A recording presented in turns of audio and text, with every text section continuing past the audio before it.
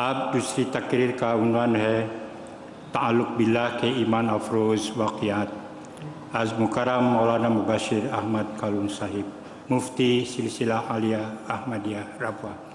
Now the topic of the second speech on the session is faith-inspiring incidents of relationship with Allah by Maulana Mubashir Ahmad Kaloon, Mufti Silsilah.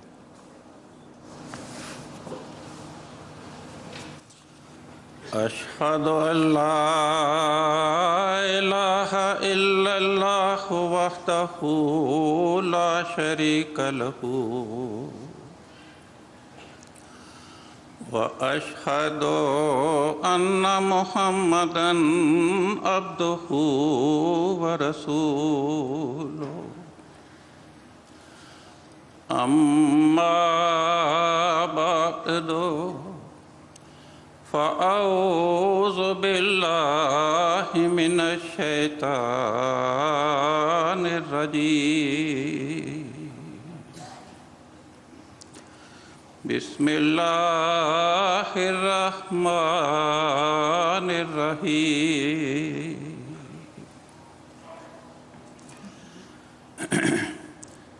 میری تقریر کا عنوان ہے تعلق باللہ کے ایمان افروز واقعات. یہ داستان بڑی طویل ہے. حضرت حافظ روشن علی صاحب رضی اللہ عنہ حضرت خلیفۃ المسیح الاول رضی اللہ عنہ کے پاس پڑھا کرتے تھے. ایک دن انہوں نے ابھی کھانا نہیں کھایا تھا کہ پڑھائی کا سلسلہ شروع ہو گیا. انہیں بھوک کے سبب بڑی نکاہت تھی. وہ شرم کے مارے کہہ بھی نہ سکے کہ میں نے ابھی کھانا کھانا ہے. مگر اللہ تعالیٰ جو رازق اور کن فیکون کا مالک ہے, اس نے اسی پڑھائی کے دوران حضرت حافظ صاحب پر کشفی حالت طاری کی, اور کشف میں خدا تعالیٰ نے انہیں گھی میں تلے ہوئے پراٹھے اور بھونا ہوا گوشت مہیا کر دیا, جسے آپ کھاتے رہے. اور خدا کی قدرت, حضرت خلیفۃ المسیح الاول رضی اللہ عنہ کو بھی خدا تعالیٰ نے اطلاع دے دی کہ آپ تو پڑھا رہے ہیں اور آپ کا شاگرد کشفی طور پر مزے مزے کے کھانے بھی کھا رہا ہے. حضرت صاحب بارہا پڑھائی کے دوران حافظ صاحب کی طرف نظر اٹھا کر دیکھتے اور پھر پڑھانے میں مشغول ہو جاتے. جب وہ کھانے سے فارغ ہو چکے, کشفی حالت ختم ہو گئی, تو حضور فرمانے لگے, حافظ صاحب کلے کلے. کیا محبت کا انداز تھا. استاد بھی شاگرد کی حقیقت سے باخبر, اور شاگرد کو بھی پتہ لگ گیا کہ خدا تعالیٰ نے جو میرے ساتھ سلوک کیا, میرے استاد کو بھی خدا نے اس سے آگاہی دے دی. حضرت مولوی غلام رسول صاحب راجے کی رضی اللہ عنہ بیان کرتے ہیں کہ میں اور میرا ایک ساتھی ہم لاہور سے پیدل چل پڑے. گجرات اپنے گاؤں میں جانا تھا. رات کے 10 بجے کے قریب ہم کاموں کی پہنچے. ایک ویران مسجد میں ڈیرا لگایا. میرے ساتھی کو بخار ہو گیا. میں نے اسے مسجد میں لیٹایا اور کھانے کا انتظام کرنے کے لیے بازار میں چلا گیا. مگر سارے بازار کے چکر لگائے, کوئی دکان کھلی نہیں تھی. ناکام واپس آیا. جب مسجد میں آیا تو میرے عزیز کا بخار مزید شدت اختیار کر چکا تھا۔ مجھے بڑی فکر دامنگیر ہوئی کہ اگر پردیس میں وفات کا حادثہ ہو گیا تو کیا کروں گا۔ اس احساس کے پیش نظر میں خدا کے حضور گریہ وزاری میں مصروف ہو گیا۔ تھوڑی دیر کے بعد میں کسی کام کے لیے دروازہ کھول کر مسجد سے باہر نکلا تو باہر ایک آدمی کھڑا تھا۔ اس کے ہاتھ میں کھانے کا ٹرے، گرم گرم روٹیاں، حلوہ اور گوشت کا سالن۔ میں نے پوچھا کہ آپ نے کس سے ملنا ہے؟ وہ بولا میں آپ کے لیے کھانا لے کر آیا ہوں۔ میں نے کہا برتن کس کو دوں؟ کہنے لگا برتن یہیں پہ رکھ دینا۔ حضرت مولوی صاحب فرماتے ہیں رات کے 2 بجے کس کو خبر کہ یہاں کون ٹھہرا ہوا ہے۔ اس مسجد کے ویرانی بتا رہے تھے کہ یہاں پر کوئی نماز پڑھنے بھی نہیں آیا۔ کھانا کھایا، برتن لٹکا دیے کنڈی پہ، کنڈی لگا دی۔ صبح جب اٹھے نماز کے لیے کنڈی بھی لگی ہوئی تھی مگر برتن غائب تھے۔ دلمیال ضلع چکوال میں ایک صاحب مکرم رسالدار احمد خان صاحب نے خلافت اولیٰ کے زمانے میں بیعت کی۔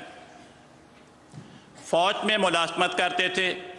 ڈیرہ اسماعیل خان کے چھاؤنی میں ان کی ڈیوٹی تھی۔ وہ بیمار ہو گئے، ہسپتال میں داخل ہوئے۔ ہسپتال کا پرہیزی کا کھانا کھا کر اکتا گئے۔ کہتے ہیں ایک دل میں یہ تمنا مچلی کہ اگر چاول ہوں اور ساتھ یخنی ہو تو مزہ آ جائے۔ کہتے ہیں ابھی اسی خیال میں تھا کہ آواز آئی چاول کھا لو، اور اس کے ساتھ ہی میں نے دیکھا کہ میرے پہلو میں چاولوں کی پلیٹ اور ایک برتن میں یخنی پڑی ہے۔ کہتا ہے میں نے چاول کھا لیے، یخنی بھی پی لی، برتن وہیں پہ رکھ دیے۔ 1 مہینہ ہسپتال میں داخل رہے، برتن لینے کوئی نہیں آیا۔ وہ ان برتنوں کو اپنے گھر لے گئے۔ وفات تک وہ برتن خدا کی قدرت کی یاد تازہ کرنے کے لیے ان کے گھر میں پڑے رہے۔ کھریپر ضلع قصور میں حضرت مولوی محمد اسحاق صاحب رہتے تھے۔ تنگ دستی کی کیفیت تھی۔ ایک دن ایک بیٹی ملنے آ گئی، چند دن کے بعد دوسری بیٹی ملنے آ گئی، چند دن کے بعد تیسری بیٹی ملنے آ گئی۔ 2-4 دن گزرے، تینوں بیٹیوں کے خاوند ایک ہی دن آ گئے اپنی اپنی بیویوں کو لینے کے لیے۔ رات کو مہمانوں نے کھانا کھایا، گھر کے افراد تو سو گئے مگر مولوی صاحب کو نیند نہیں پڑ رہی تھی۔ انہیں یہ بے چینی کھائے جا رہے تھے، میری جیب خالی ہے۔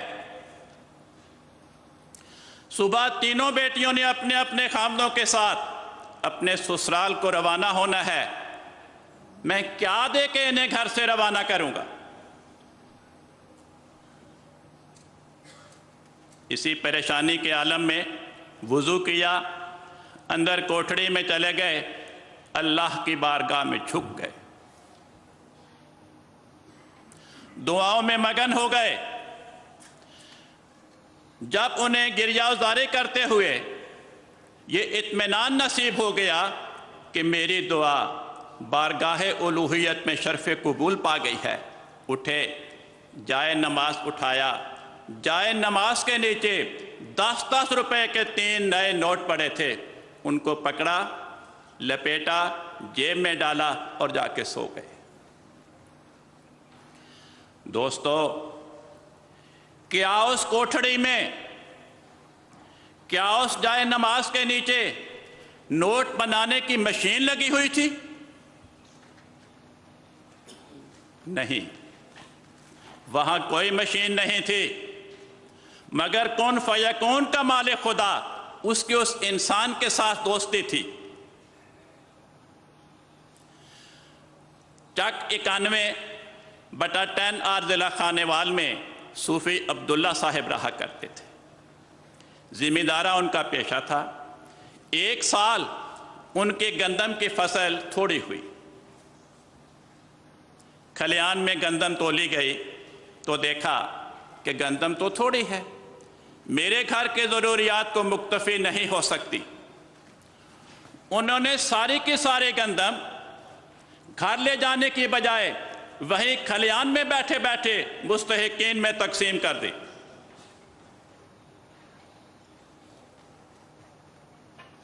घर आ गए, बेगम ने पूछा गंदम नहीं लाए? तो जवाब दिया कि गंदम तो थोड़ी हुई थी, वो घर के ज़रूरियात को पूरा नहीं कर सकते थे। तो मैंने कहा इसे घर ले जाने का फ़ायदा क्या? मैंने वहीं पे राह खुदा में लुटा दी।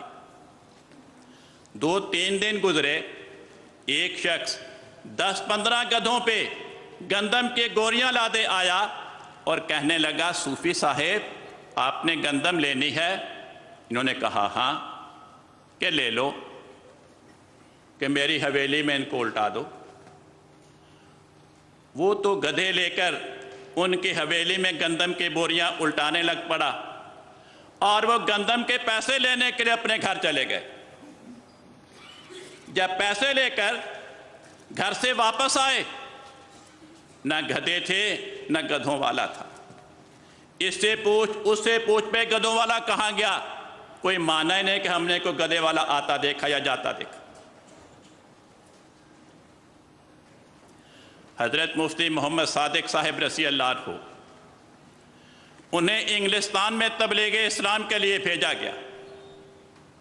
समुंदर में तूफान आ गया, बहरी जहाज हचकोले खाने लगा। उसके सबब उन्हें कै की और मतली की शदीद तकलीफ हुई। वो कमरे से बाहर निकले, जहाज के अरशे पे आए और समंदर को मुखातब होकर फरमाने लगे, ऐ समंदर तुझे खबर नहीं कि इस जहाज में कौन सवार है? इस जहाज में मसीह मौत का हवारी सवार है जो तबलीग इस्लाम के लिए सफर पे लगा हुआ है। थम जा, पुरसुकून हो जा, तू तूफान बर्पा करके मुझे तकलीफ दे रहा है। उनका ये कहना था कि खुदा ताला ने फौरन समंदर को हुक्म दिया, समंदर का तूफान थम गया। और मुफ्ती साहब बयान करते हैं बहरी जहाज यूं चल रहा था जैसे हम खुश्की पे हों। हजरत मुफ्ती साहब जब हिंदुस्तान से यहाँ इंग्लिस्तान आ रहे थे, बुहैरा रूम में बहरी जहाज पहुंचा तो जहाज के कप्तान ने तमाम मुसाफिर जमा किए और उनके सामने तकरीर की कि देखो आलमी जंग जारी है, आगे समुंदर जर्मन आबदोजों से भरा पड़ा है, इसलिए अगर किसी जर्मन आबदोज ने हमारे जहाज पे हमला कर दिया और जहाज के डूबने का खतरा पैदा हुआ तो एक सीटी बजाई जाएगी। उसने सीटी बजाकर सुनाई सारे मुसाफिरों और कहा कि इस सीटी के बजने का तर्जमा ये होगा कि बहरे जहाज पर आबदोज ने हमला कर दिया है और जहाज डूब रहा है। इसलिए ये किनारों के साथ कश्तियां लगी हुई हैं, एक एक कश्ती पकड़ना, उसमें सवार हो जाना, फिर आप जाने और आपका मुकद्दर। ये कश्ती आपको जहां ले जाए वो आपका मुकद्दर, मैं इससे ज्यादा कुछ नहीं कर सकता जहाज के कप्तान की हैसियत। तमाम मुसाफिर सरासीमा हुए, सबको मौत अपने सामने रक्स करती दिखाई दे रही थी। मुफ्ती साहिब भी ये ऐलान सुनकर अपने कैबिन में चले गए, अल्लाह की बारगाह में दुआओं में लग गए। दुआओं के दौरान गुनूदगी की कैफियत तारी हुई। फरिश्ते ने मुखातब करके कहा, सादिक यकीन करो ये जहाज सही सलामत पहुंचेगा। हजरत मौलवी नज़ीर अहमद साहब मुबशिर घाना में मुबालिग थे। एक इलाके से इत्तला आई کہ غیر احمدیوں نے جلوس نکالے علاقے میں اور نظم کی صورت میں گانے گاتے پھر رہے ہیں کہ مہدی نہیں آیا، کیوں؟ زلزلہ نہیں آیا۔ اگر مہدی آ چکا ہوتا تو زلزلہ بھی آ چکا ہوتا۔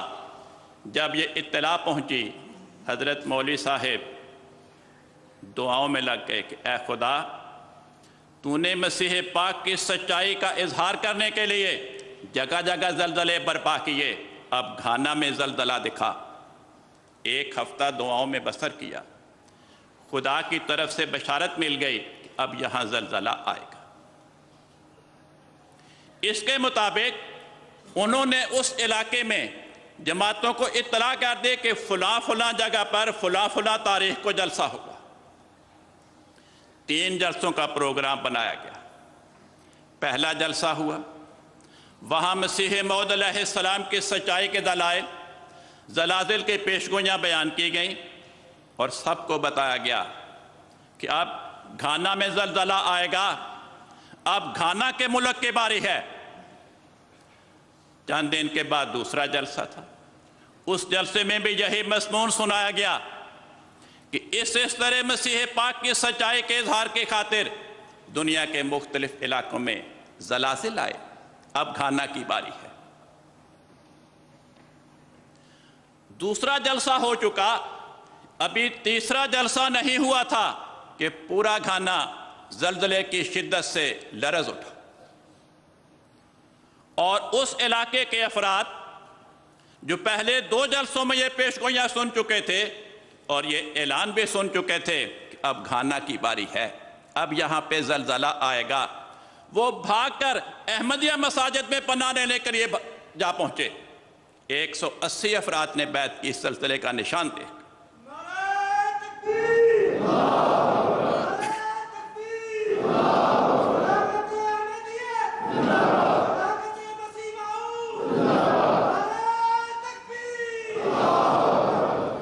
حضرت مولوی رحمت علی صاحب انڈونیشیا میں رئیس التبلیغ تھے۔ ایک احمدی کی دکان پہ تشریف فرما تھے کہ ہالینڈ کا ایک بشپ پادری تبلیغ کرتا ادھر آ نکلا۔ بحث شروع ہو گئی عیسائیت اور اسلام کی سچائی پر۔ ایک مجمع اکٹھا ہو گیا مباحثہ سننے کے لیے۔ بحث کے دوران بارش برسنی شروع ہو گئی۔ وہ علاقہ ایسا ہے کہ اگر بارش برسنی شروع ہو جائے تو کئی گھنٹے تک مسلسل برسات برستی چلی جاتی۔ پادری نے اپنی شرمندگی کو چھپانے کے لیے بڑے للکار کر کہا کہ مولوی صاحب، اگر آپ کا اسلام سچا ہے، اگر اسلام کا خدا سچا ہے تو اپنے خدا سے کہیں کہ بارش رک جائے۔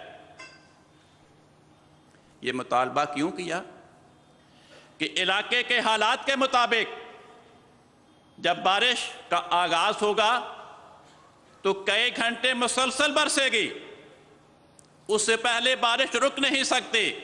حضرت مولوی صاحب نے اس کی یہ للکار سن کر اللہ کی نصرت پہ یقین سے بھر کر بارش کو مخاطب کر کے فرمایا کہ اے بارش، اسلام کے سچائی کے اظہار کی خاطر، اسلام کے خدا کے سچائی کے اظہار کی خاطر تھم جا۔ بارش تھم گئی۔ لوگ حیران پریشان کہ یہ منظر تو ہم نے زندگی میں کبھی دیکھا نہیں ہے۔ 1924 میں یو پی انڈیا کے علاقے میں آریہ سماج نے مسلمان راجپوتوں میں شدے کی تحریک کا طوفان برپا کر دیا۔ انہیں کہا یہ جاتا تھا کہ دیکھو، یہاں پر مسلمانوں کی بادشاہی تھی، انہوں نے تمہارے آباء و اجداد کو زبردستی اسلام میں داخل کر دیا، اب مسلمانوں کی بادشاہی کا سورج غروب ہو چکا،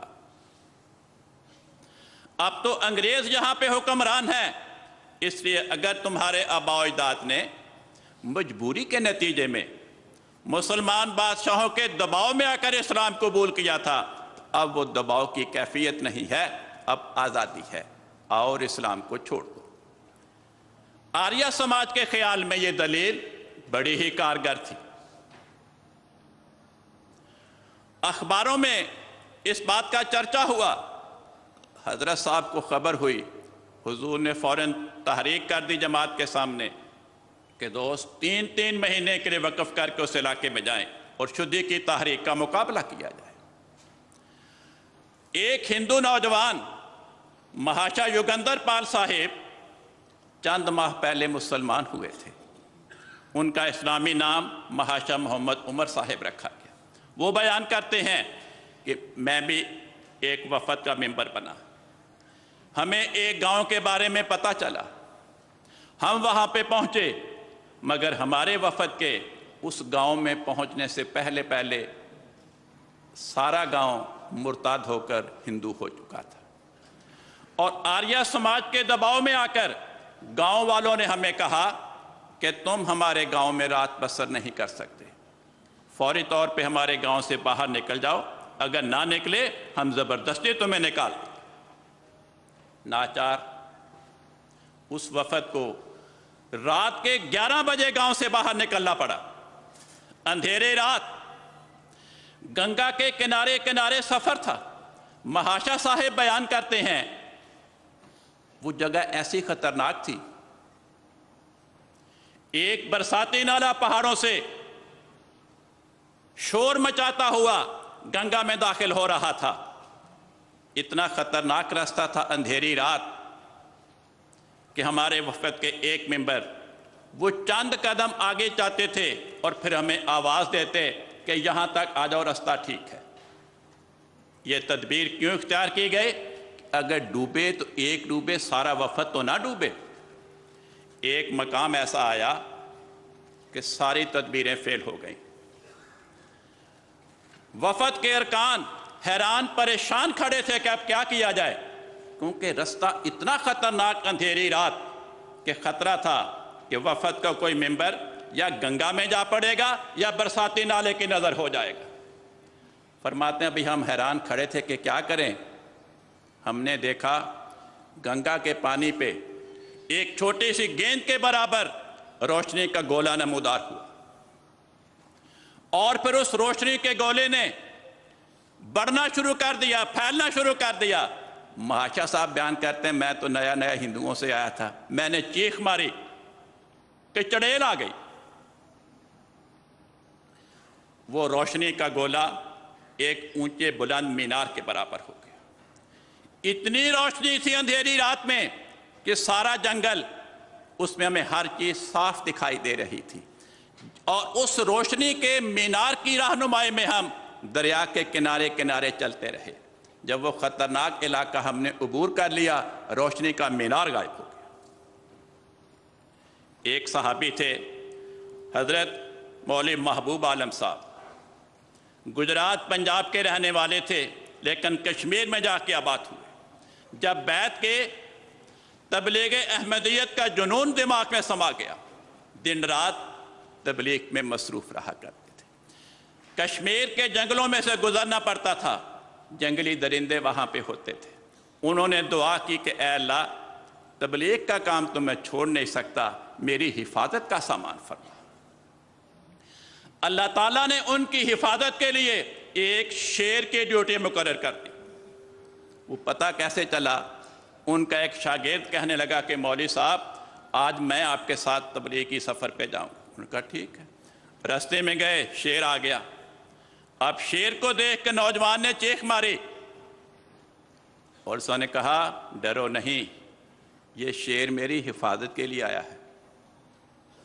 इतने बरस गुजर गए, जब भी मैं इस तबलीगी सफर के दौरान जंगल में आता हूं, ये शेर फौरन मेरे साथ चल पड़ता है, कभी मेरे आगे, कभी मेरे पीछे, कभी मेरे दाएं, कभी मेरे बाएं।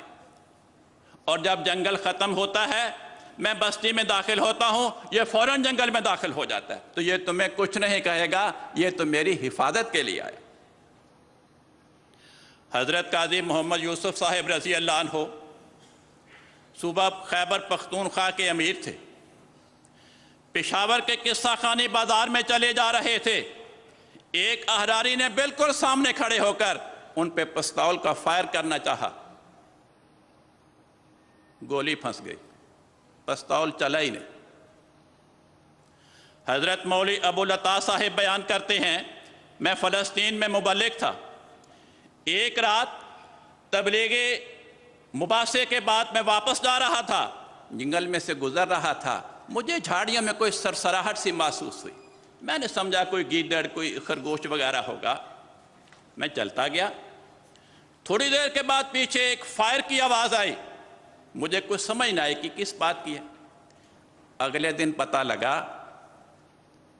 कि मौलवी साहेब मुखालिफिन ने आपको शहीद करने के लिए वहां आदमी पगडंडी के दोनों तरफ बिठा रखे थे कि जब आप यहां से गुजरे आपको बरस्त मार के शहीद कर दिया जाए।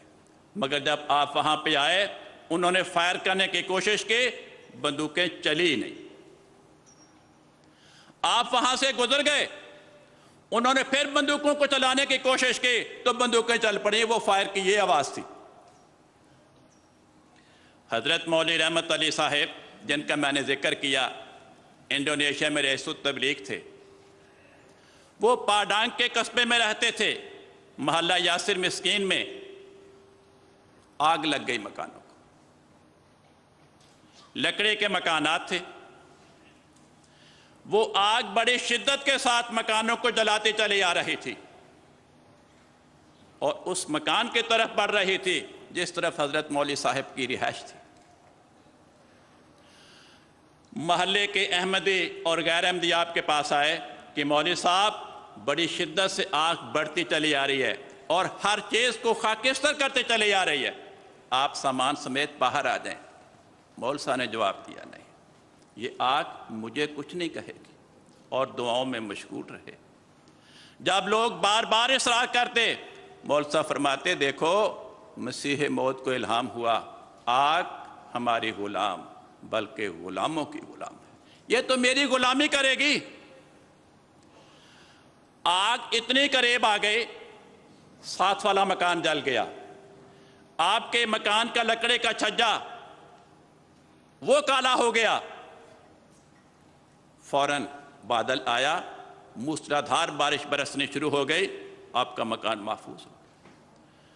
अरसा दराज तक अहबाब जमात उस मकान का स्याह छज्जा देख देख कर इस निशान की याद ताज़ा किया करते थे। हजरत मौलवी मोहम्मद सादिक साहिब समाट्री, बाद में वो इंडोनेशिया के रईसुत तबलीग थे। दूसरी आलमी जंग जारी थी, पूरे इंडोनेशिया पर जापान का कब्जा हो चुका था। एक शख्स ने आकर मौलवी साहब को खबर दी कि मौलवी साहेब, जापानी हुकूमत ने आपके कत्ल का फैसला कर लिया है, और मुखबिर ने यह भी इत्तला दी कि आपके खिलाफ इल्ज़ाम यह है कि तमाम उलमा ने यह फतवा दिया है कि जापान के अंग्रेज़ों के खिलाफ जंग ये इस्लाम के लिहाज से जिहाद फी सबीलिल्लाह है, मगर आपने इसके जिहाद फी सबीलिल्लाह होने का फतवा नहीं दिया। इस बिना पे जापानी हुकूमत आपको कत्ल करना चाहती। वो ज़माना ऐसा था, एक फातेह कौम हो, जंग का ज़माना हो, फिर कोई तहकीक और तफ्तीश नहीं हुआ करती। बड़ी सख्त परेशानी हुई। मौलवी साहब भी दुआओं में लग गए, अहबाब जमात भी दुआओं में लग गए। मौलवी साहब को दुआओं के बाद आवाज़ आई, दानियाल नबी की किताब का 5वां बाब पढ़ो। उठे, लैंप चलाया, बाइबल निकाली, दानियाल नबी की किताब का 5वां बाब खोला। उसमें लिखा था कि बिलशज़र बादशाह था, उसको ख्वाब आई। जो वहाँ पे तहरीर थी वो उसने अपने दानिश्वरों को, उलमा को बुलाकर दिखाई कि भाई इसको पढ़ो, क्या मतलब है। किसी को समझ नहीं आई।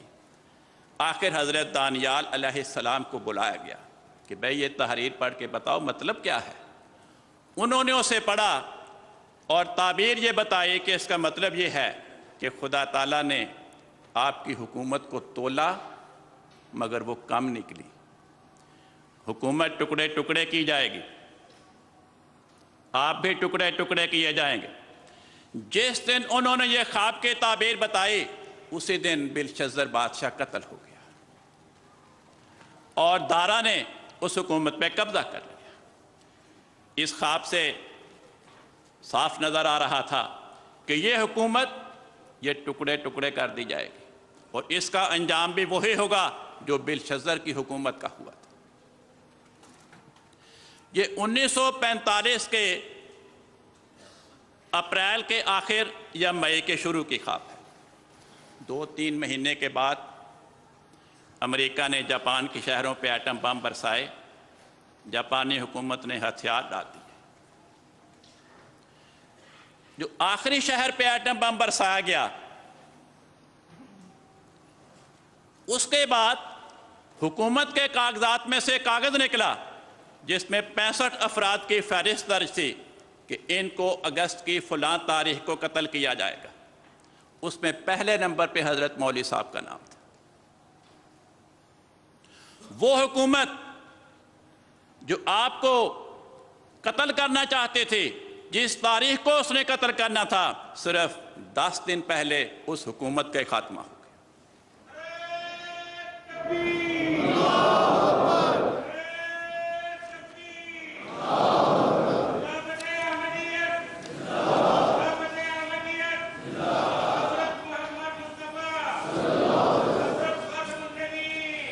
یہاں مجھے ایک واقعہ یاد آیا۔ ایک ولی اللہ تھے، بازار میں جا رہے تھے، تازہ بارش ہوئی تھی، سڑک کیچڑ سے بھری ہوئی تھی۔ سڑک کے کنارے ایک جوڑا بیٹھا تھا، آپس میں محو گفتگو تھے۔ ان کے چلنے کے نتیجے میں کیچڑ سے ایک چھینٹا اڑا، اس عورت کے چہرے پہ جا پڑا۔ عاشق کو بڑا غصہ آیا، وہ تیش میں اٹھا فوراً اور اس کو تھپڑ مار دیا۔ بیچارے تھپڑ کھا کے چل پڑے۔ تھوڑی دیر گزری، ایک آدمی اس ولی اللہ کو ملا اور کہنے لگا مبارک ہو۔ فرمایا کس بات کی؟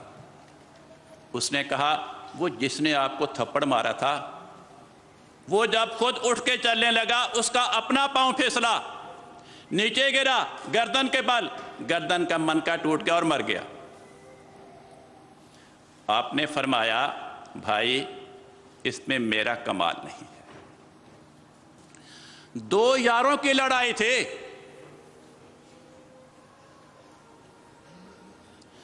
2 یاروں کی لڑائی تھی۔ اس عورت کے یار کو غصہ آیا، اس نے مجھے مارا۔ جب میرے یار کو غصہ آیا اس نے اسے مارا۔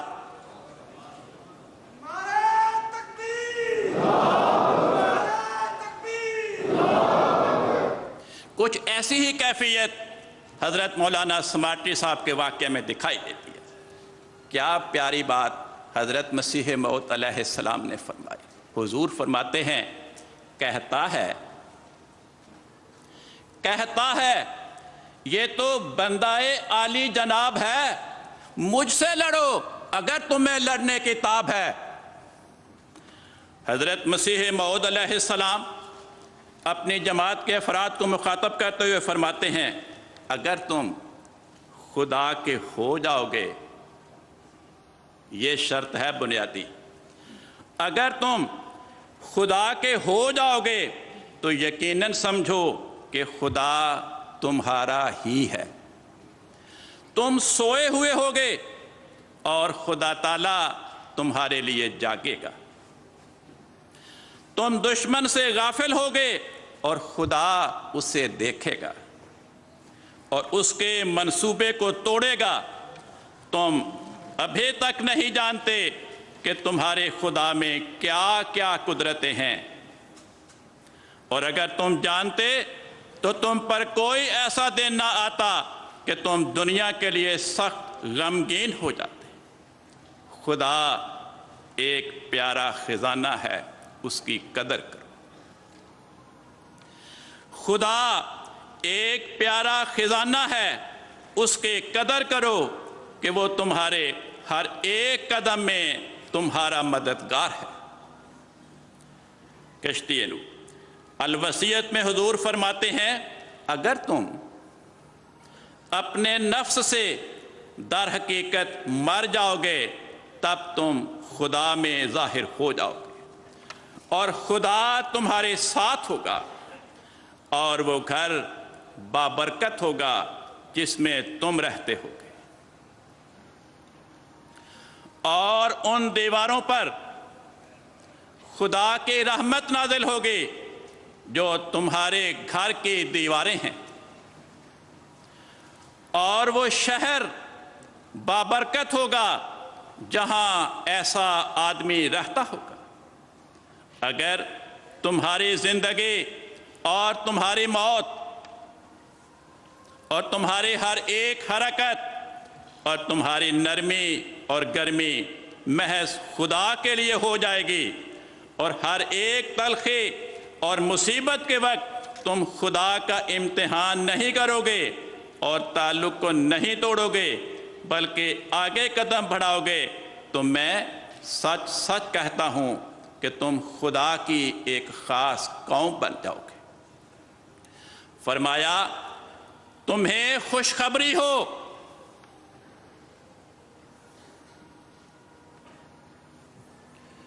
تمہیں خوشخبری ہو کہ قرب پانے کا میدان خالی ہے۔ ہر ایک قوم دنیا سے پیار کر رہی ہے اور وہ بات جس سے خدا راضی ہو اس کی طرف دنیا کو توجہ نہیں۔ وہ لوگ جو پورے زور سے اس دروازے میں داخل ہونا چاہتے ہیں ان کے لیے موقع ہے کہ اپنے جوہر دکھلائیں اور خدا سے خاص انعام پائیں۔ یہ مت خیال کرو کہ خدا تمہیں ضائع کر دے گا۔ تم خدا کے ہاتھ کا ایک بیج ہو جو زمین میں بویا گیا۔ خدا فرماتا ہے کہ یہ بیج بڑھے گا اور پھولے گا اور ہر ایک طرف سے اس کی شاخیں نکلیں گی اور ایک بڑا درخت ہو جائے گا۔ پس مبارک وہ جو خدا کی بات پر ایمان رکھے اور درمیان میں آنے والے ابتلاؤں سے نہ ڈرے کیونکہ ابتلاؤں کا آنا بھی ضروری ہے تا خدا تمہاری آزمائش کرے کہ کون اپنے دعوی بیعت میں صادق اور کون کاذب ہے۔ وہ جو کسی ابتلا سے لغزش کھائے گا وہ کچھ بھی خدا کا نقصان نہیں کرے گا اور بدبختی اس کو جہنم تک پہنچائے گی۔ اگر وہ پیدا نہ ہوتا تو اس کے لیے اچھا تھا، مگر وہ سب لوگ جو آخر تک صبر کریں گے اور ان پر مصائب کے زلزلے آئیں گے اور حوادث کے آندھیاں چلیں گے اور قومیں ہنسی اور ٹھٹھا کریں گی اور دنیا ان سے سخت کراہت کے ساتھ پیش آئے گی، وہ آخر فتح یاب ہوں گے اور برکتوں کے دروازے ان پر کھولے جائیں گے۔